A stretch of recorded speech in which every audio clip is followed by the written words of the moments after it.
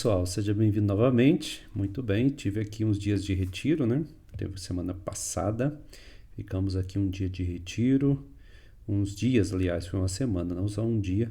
Saímos aqui da Costa Rica para o Panamá, fazer um retiro com os frades, né? Foi muito bom, um clima muito agradável, também um bom momento para refletir e rezar.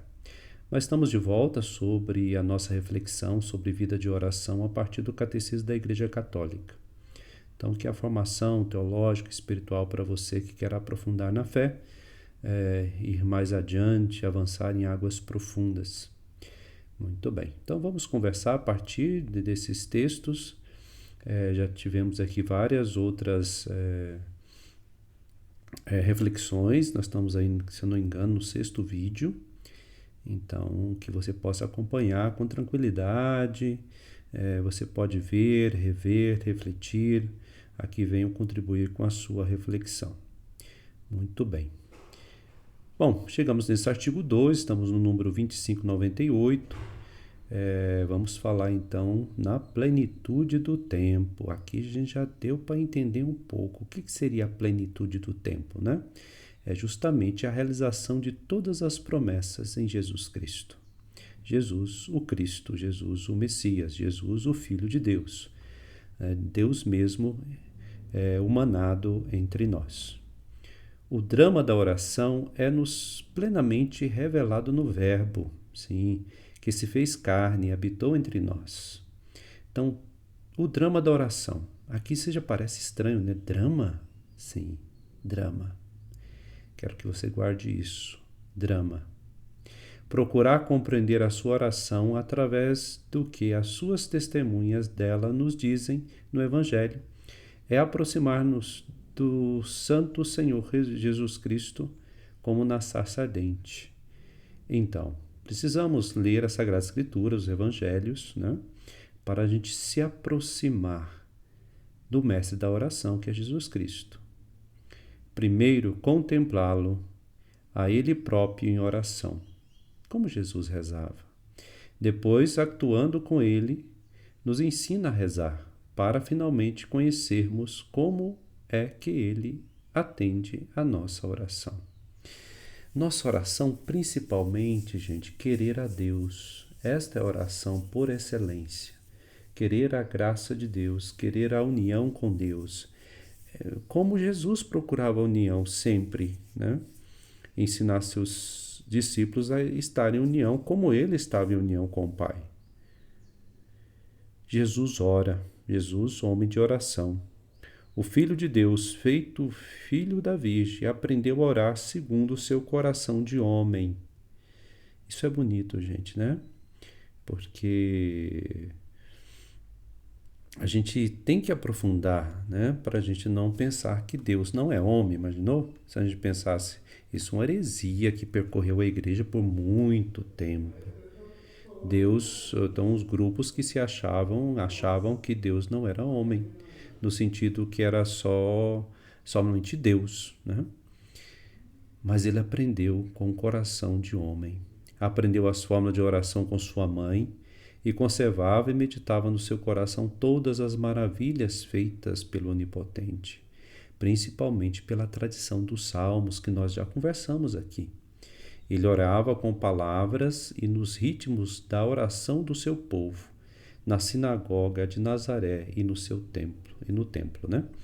Então, de acordo com a oração do seu povo.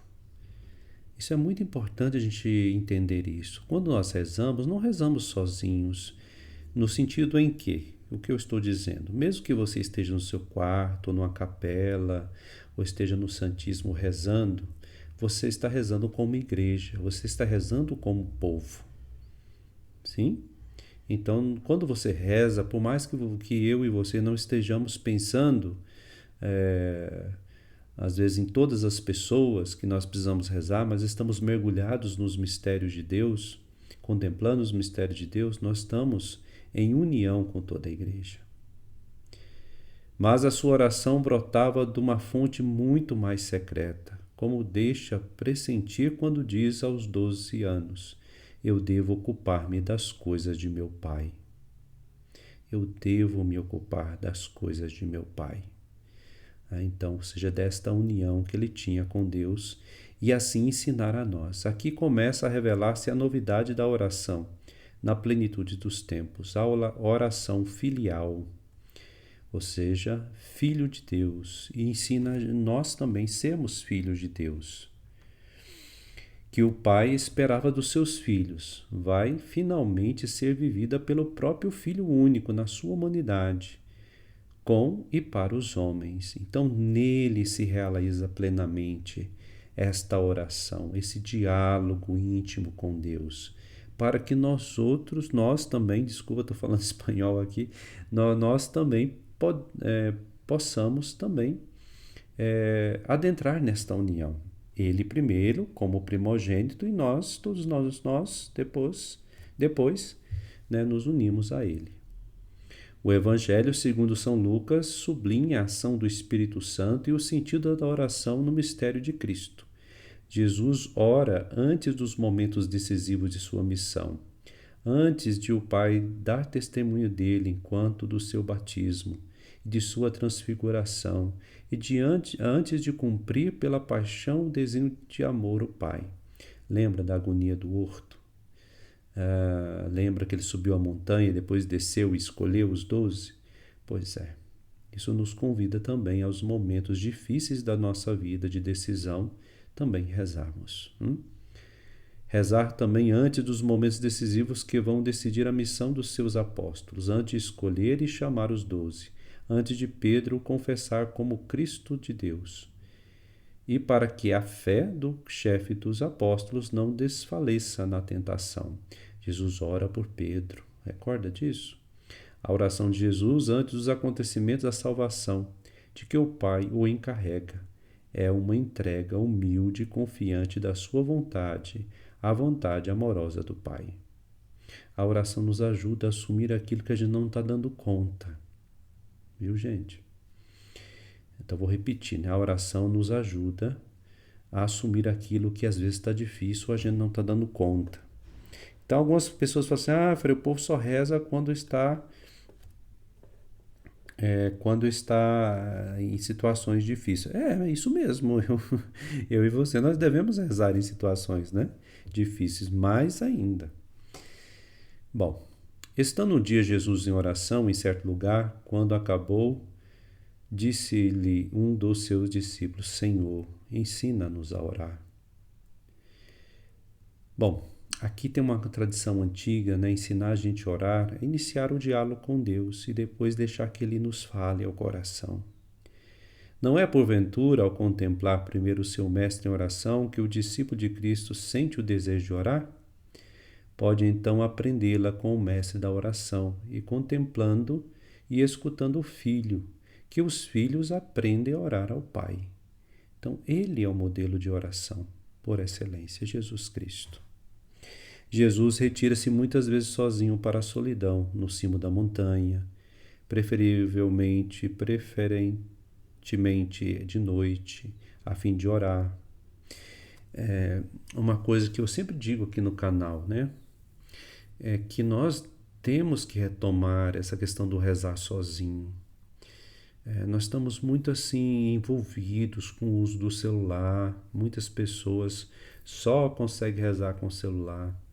Eu não estou dizendo que a gente não possa, às vezes, utilizá-lo para rezar, mas sempre é bom a gente estar sozinho com Deus, não simplesmente sempre tendo uma mediação aqui perto, um celular, uma pessoa pregando no pé do meu ouvido. Não, gente, precisamos também, eu não estou excluindo essa outra parte, eu estou dizendo que a gente não pode esquecer o retirar para a solidão, estar sozinho com Deus. O Senhor nos ensinou isso. Na sua oração, ele leva os homens, portanto, ele próprio assumiu a humanidade na sua encarnação e oferece-os ao Pai, oferecendo-se a si mesmo. Jesus está só, mas leva em seu coração toda a humanidade, porque ele é verdadeiramente homem.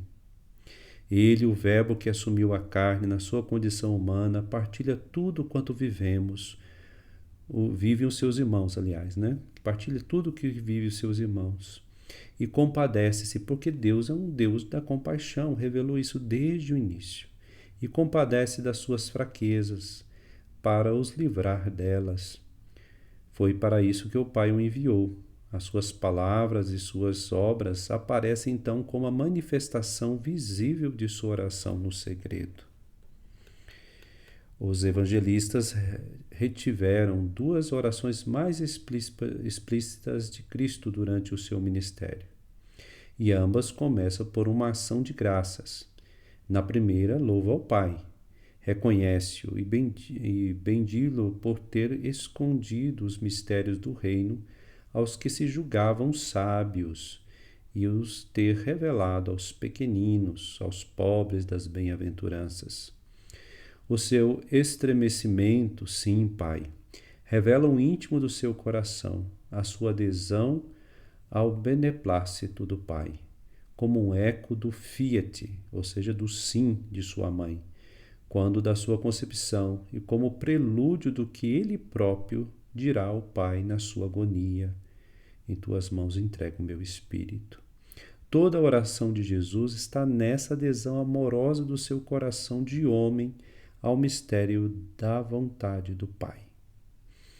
Então, ama com coração humano.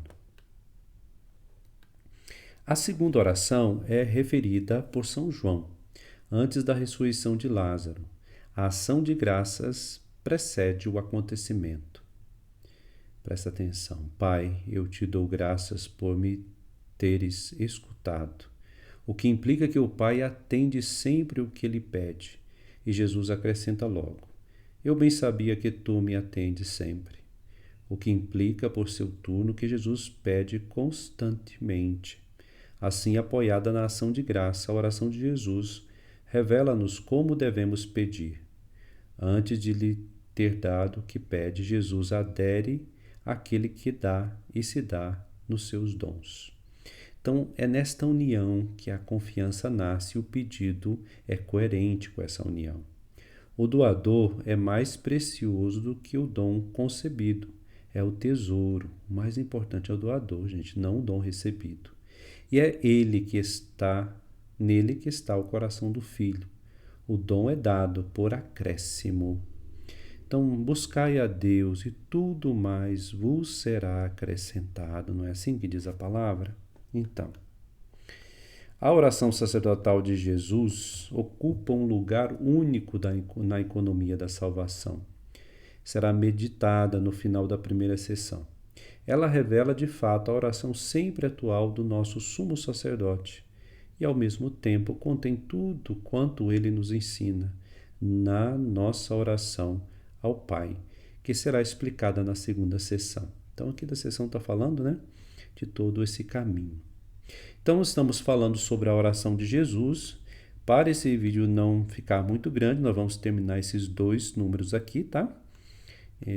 Então, estamos aí com 12 minutos, 13, e vamos terminar para que a gente faça esses recortes mais, assim, coerentes, né? Para que você siga direitinho.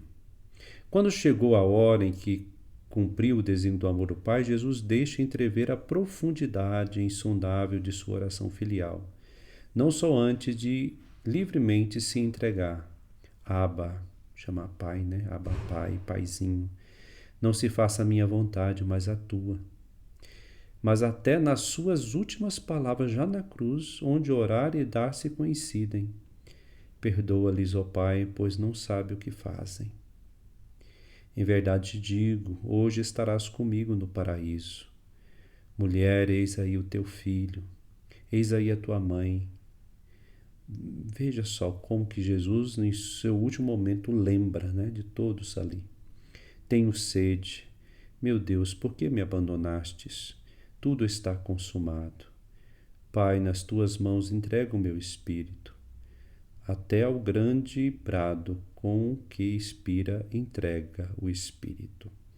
Talvez uma das frases mais duras que nós escutamos quando nós falamos de oração é justamente esse momento de Jesus na cruz, né? Meu Deus, por que me abandonaste? isso ressoa no profundo do nosso coração, né? Mas isto é oração, falar com sinceridade nesses sentimentos de abandono, de vazio. Algumas pessoas chegam e falam assim: Frei, eu estou sentindo isso, um vazio, uma falta de fé. Aí eu falo para a pessoa: fala isso para Deus, né? Fala, diga isso para Ele. Porque me abandonaste, tem tudo a ver com isso. Mas a confiança que Deus está aí, mesmo que nós não percebamos. Pai, em tuas mãos entrego o meu espírito.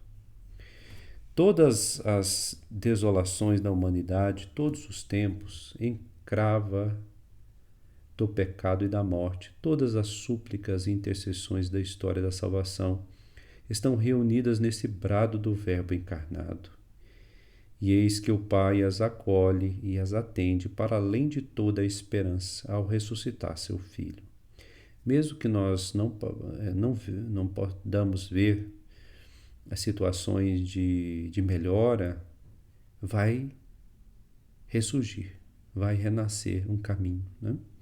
Assim se cumpre e se consuma o drama da oração na economia da criação e da salvação.